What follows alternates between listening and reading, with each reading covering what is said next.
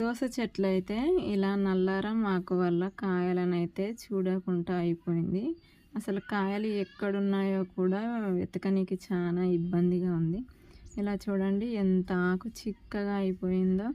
అసలు కాయలను వెతకడం అయితే చాలా కష్టం అనిపించింది. మొత్తం ఎంత వెతికినా కూడా అసలు ఒక్క కాయ కూడా కనిపించట్లేదు.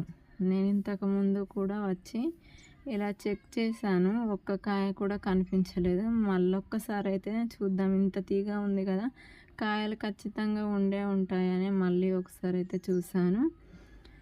చూడండి ఎంత ఉందో.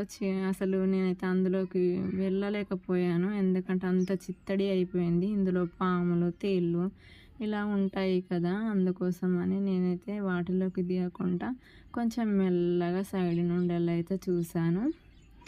అక్కడొకటి అయితే 2 కాయలైతే చిన్నవైతే కనిపించాయి.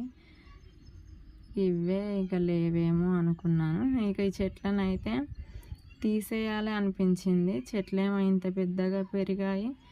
ఈ నల్లారం ఆకు వల్ల కాయలైతే ఎక్కడున్నాయో కూడా తెలియట్లేదు. అసలు ఏం కనిపించట్లేదు, ఒక కాయ కూడా కనిపించట్లేదు. ఇలా వెతుకుతూ ఉంటే ఒక 2 కాయలైతే ఈ కొమ్మ కిందనైతే ఉంది. ఇక్కడ ఇదైతే తీసుకుంటున్నాను. చూడండి, కొంచెం ఇదైతే తినే విధంగా ఉంది, బాగా పుల్లగా ఉండట్లేదు. అసలు తినే దోసకాయలాగే ఉంది. ఇది ఒకటి తీసుకున్నాను. ఇంకా చూసి మెల్లగానైతే కనిపించినవి అయితే తీసుకున్నానండి.